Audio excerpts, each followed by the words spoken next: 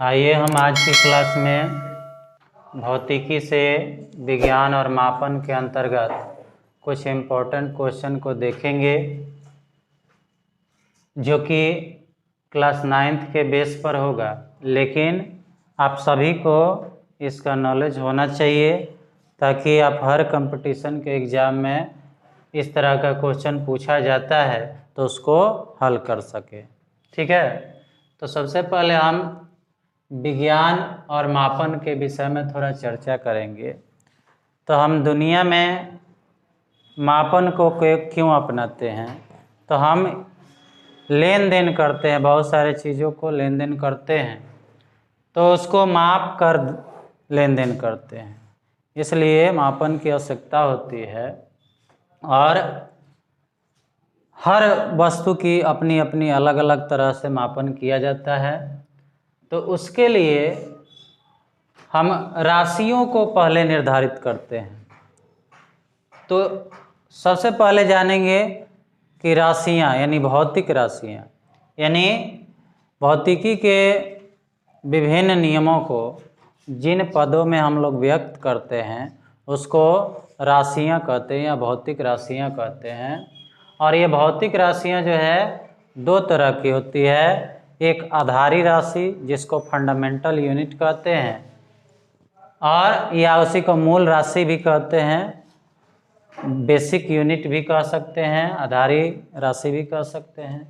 और दूसरा है व्युत्पन्न राशि, यानी जो आधारी राशि से उत्पन्न हुआ रहता है यानी निर्मित हुआ रहता है उसी को क्या कहते हैं? व्युत्पन्न राशि।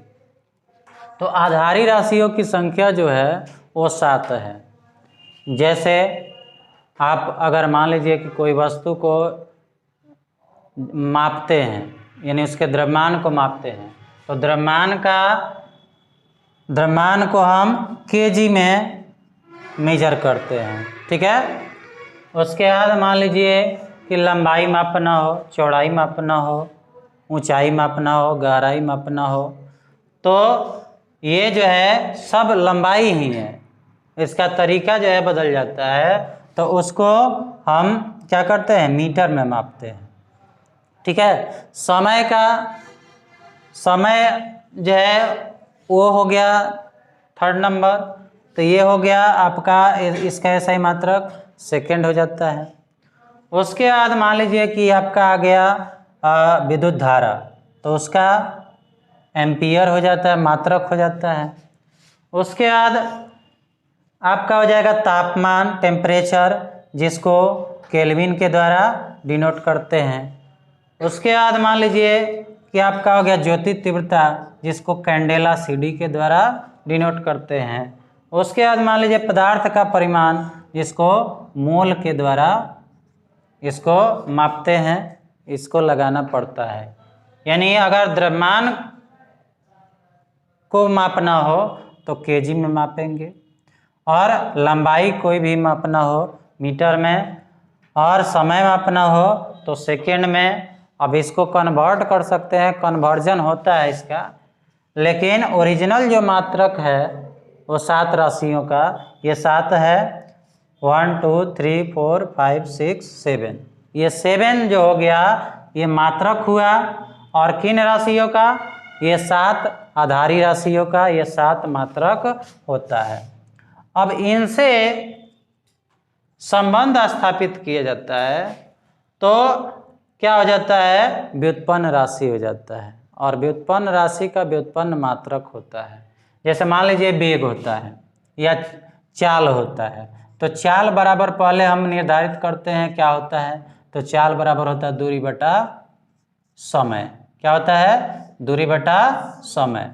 तो दूरी भी एक क्या है? लंबाई है। तो इसका मात्रक अगर लिखना हो तो दूरी का मात्रक हो जाएगा, दूरी का मात्रक मीटर और समय का मात्रक सेकेंड। तो मीटर पर सेकेंड इसको लिख सकते हैं। तो ये हो गया आपका व्युत्पन्न मात्रक। तो अगर ये सिंगल सिंगल रहे तो हम समझ जाएंगे कि ये मात्रक कैसा है? तो आधारी मात्रक है। लेकिन वहीं किसी भी इसमें से दो गो का संबंध हो, चाहे गुना में हो चाहे भाग में हो, तो समझ जाएंगे कि वो क्या है, वो राशि व्युत्पन्न राशि है। कैसी राशि है? व्युत्पन्न राशि है। ठीक है जी।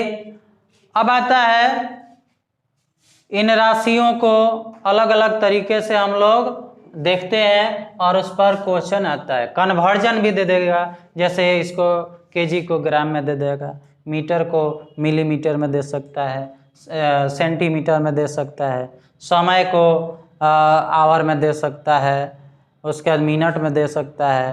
तो उसको उसके जो एसआई यूनिट है उस पर हम लोग लाते हैं। ठीक है। एक आता है संपूरक राशि, जिसमें आपका समतल कोण और ठोस कोण पढ़ना होता है, जिसका मात्रक हो जाता है रेडियन। ठीक है, इसको शॉर्टकट में RAD लिखा जाता है। और एक होता है स्टेरेडियन, जिसका ठोस कोण होता है स्टेरेडियन।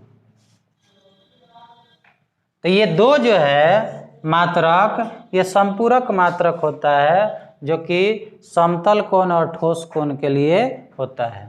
तो रेडियन हो जाएगा समतल कोण के लिए और स्टेरेडियन ठोस कोण के लिए, चाहे उसी को घन कोण भी कहा जाता है।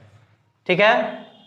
तो मूल राशियों की संख्या 7 हो गई, संपूरक राशियों की संख्या 2 हो गई, और अगर व्युत्पन्न राशियों की बात कही जाए या व्युत्पन्न मात्रक की बात कही जाए, तो इसमें कोई लिमिटेड नहीं है, आप अलग अलग बना सकते हैं। ठीक है। तो आइए इस पर क्वेश्चन हम लोग देखते हैं। कहता है कि मापन मुख्य रूप से एक प्रक्रिया है। तो मापन क्या है? तुलना करने की प्रक्रिया है। तुलना का मतलब हो गया कि कोई चीज़ कितनी है, जैसे 2 kg, 5 minute, 10 second, 10 ampere, 5 ampere. तो ये तुलना करने की क्या है, एक प्रक्रिया होती है।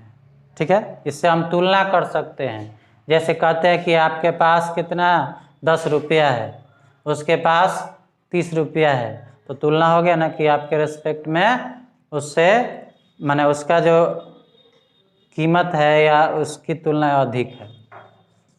उसके बाद अगला क्वेश्चन है, किसी राशि के परिमाण के पूर्ण विवरण के लिए आवश्यक है। तो मात्रक और संख्याक, मात्रक और संख्यांक।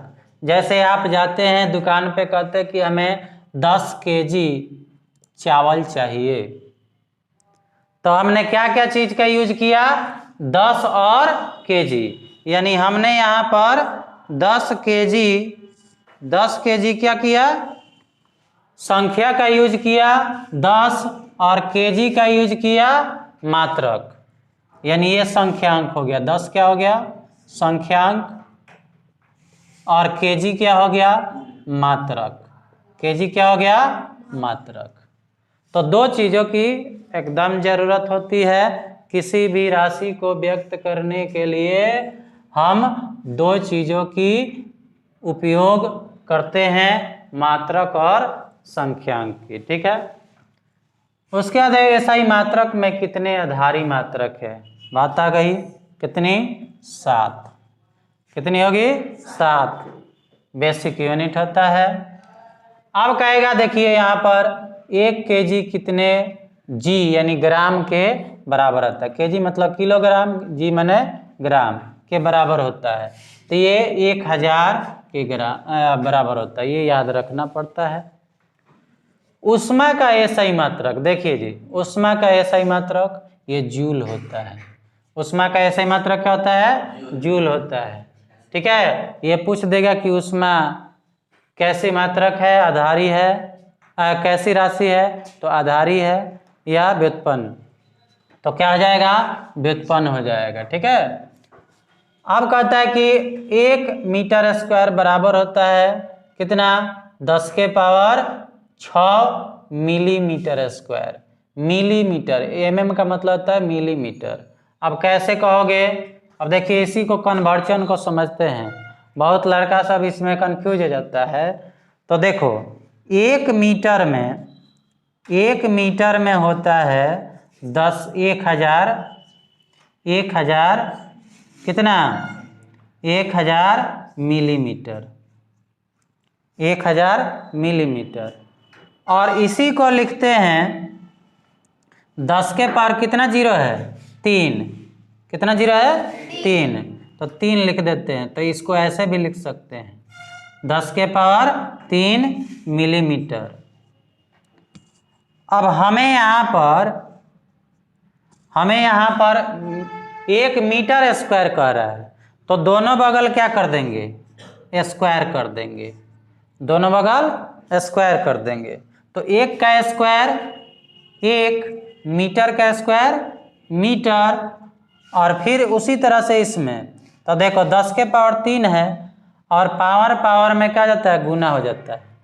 तो 10 के पावर 3 दूना 6, 10 के पावर 6, और मिलीमीटर है तो मिलीमीटर का स्क्वायर।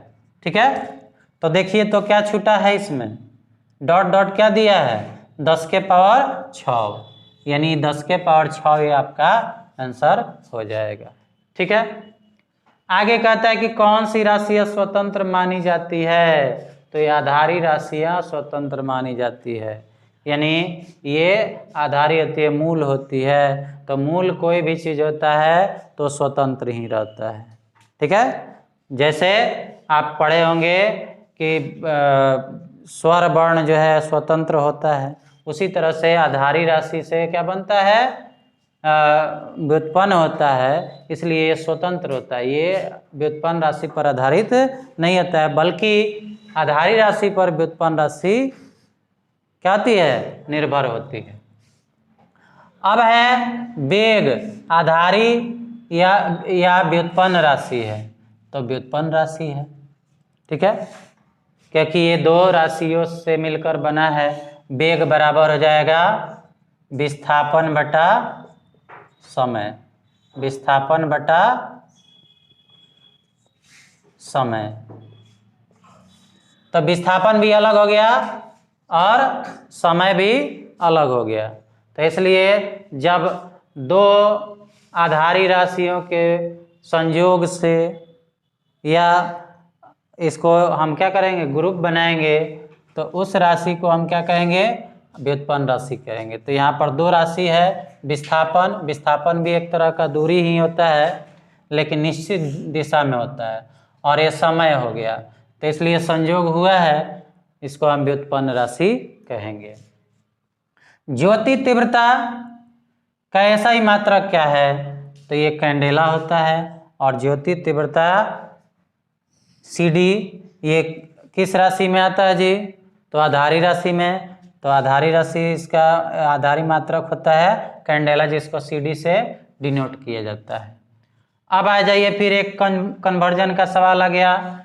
1 ग्राम पर सेंटीमीटर क्यूब कितने kg पर मीटर क्यूब के बराबर होता है, तो इसको भी कन्वर्जन करना पड़ेगा।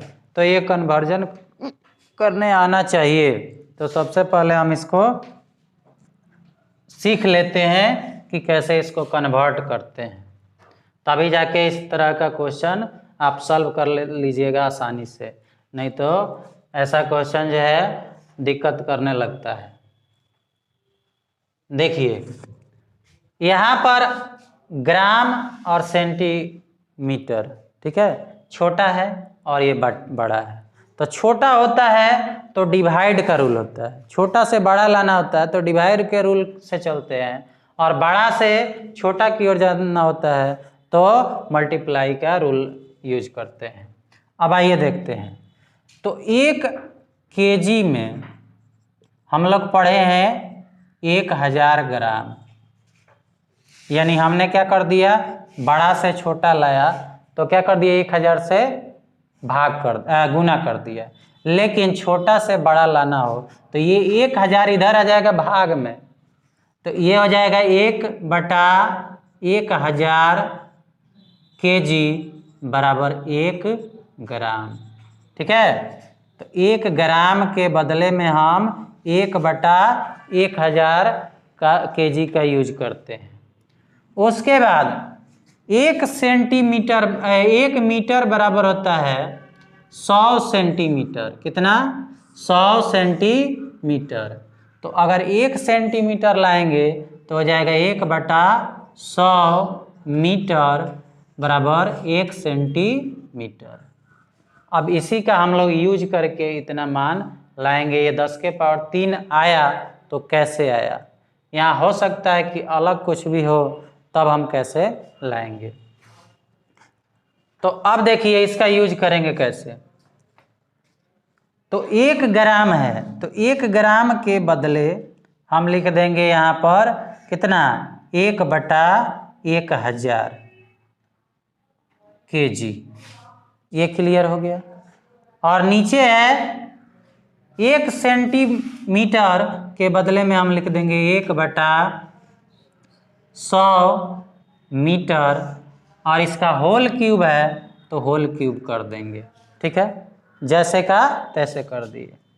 अब देखो 1/1000 को लिखेंगे 10 के पावर कौगो सुना है? 3, तो इतना kg। और नीचे हो गया 1/ कितना शून्य है?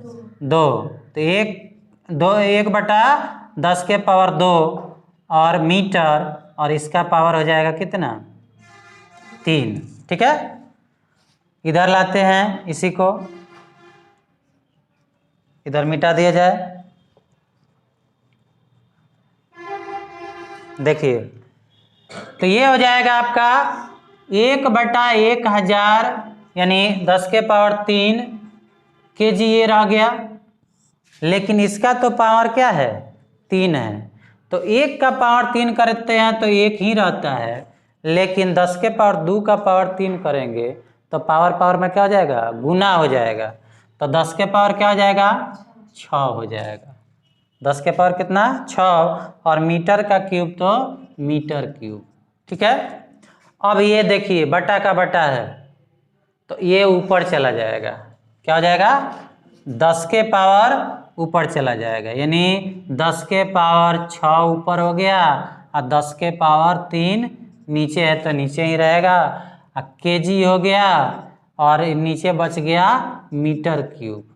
अब देखिए अगर सेम बेस हो 10 के पावर 6 है 10 के पावर 3 है तो इसमें घट जाता है, ये भाग में घट जाता है पावर। तो 10 के पावर 6 में से 10 के पावर 3 घटाएंगे तो 10 के पावर क्या बच जाएगा? 3 बच जाएगा। kg मीटर पर मीटर क्यूब। तो क्या यहाँ पर दिया है? तो ये वाला दे दिया है पार्ट। क्या छोड़ा है? तो 10 के पावर 3 छोड़ा है। आंसर हो गया कि नहीं? 10 के पावर 3। ठीक है, तो 10 के पावर 3 जो है आपका आंसर हो गया। ठीक है, अगला क्वेश्चन है दाब का एसआई मात्रक पास्कल होता है, सही बात है, और न्यूटन पर मीटर स्क्वायर भी होता है। तो ये कहलाता है, लेकिन अब यहाँ पर दिया है कि 1 पास्कल कितने न्यूटन पर मीटर स्क्वायर के बराबर होता है। तो दाब बराबर होता है, दाब बराबर बल बटा क्षेत्रफल, बल बटा क्षेत्रफल। तो बल का एसआई मात्रक, तो अब एक, अच्छा ठीक है, बल का एसआई मात्रक होता है सॉरी दाब का मात्रक हो जाएगा पास्कल, अब बल का मात्रक, बल का न्यूटन। तो अगर इसको 1 मान लेते हैं 1 न्यूटन, और क्षेत्रफल का मात्रक होता है मीटर स्क्वायर। तो 1 मीटर स्क्वायर इसको मान लेते हैं, 1 पर निकालते हैं तो 1 में 1 से भाग देंगे तो 1 पास्कल बराबर 1 पास्कल बराबर 1 न्यूटन, और ये मीटर स्क्वायर ऊपर जाएगा तो प्लस में है तो माइनस में हो जाएगा, तो ये हो जाएगा -2, यानी 1 न्यूटन मीटर के पावर -2। ठीक है, तो ये आपका आंसर हो जाएगा 1। उसके बाद 1 कैलोरी, तो ये तो डायरेक्ट आंसर होता है। 1 कैलोरी बराबर कितने जूल के बराबर होता है? तो 4.2 जूल लगभग। ठीक है, 4.2 जूल लगभग होता है। ये इसका आंसर हो गया। ठीक है, तो ऐसे बहुत सारे जो है क्वेश्चन आपको मिल सकता है, मापन पर आधारित क्वेश्चन हो सकता है। तो ये मेरा छोटा सा प्रयास रहा, लेकिन आप ऐसे क्वेश्चन से अगर सामना हो जाए आपका, तो यही आपको जो है फायदेमंद होगा। इसलिए इस वीडियो को जरूर देखिएगा। कुछ प्लस कुछ इक्वल टू सब कुछ। आप धीरे धीरे छोटे छोटे चीज़ों से ही बड़ा बनते हैं, तो इसको भी अपने स्टडी में शामिल कर लीजिएगा ना। नोट करना है तो ज़रूर नोट कर लीजिएगा, क्योंकि जिनको ज़रूरत होती है वहीं किसी चीज़ का महत्व समझते हैं। तो कैसा लगा यह वीडियो ज़रूर आप कमेंट कीजिएगा। अच्छा लगा हो तो लाइक कीजिएगा। अभी तक सब्सक्राइब नहीं किया हो मेरे चैनल को सब्सक्राइब कर लीजिएगा, और दोस्तों के साथ अपने शेयर करना मत भूलिएगा, ताकि उन्हें भी फ़ायदा इसका मिल सके। धन्यवाद।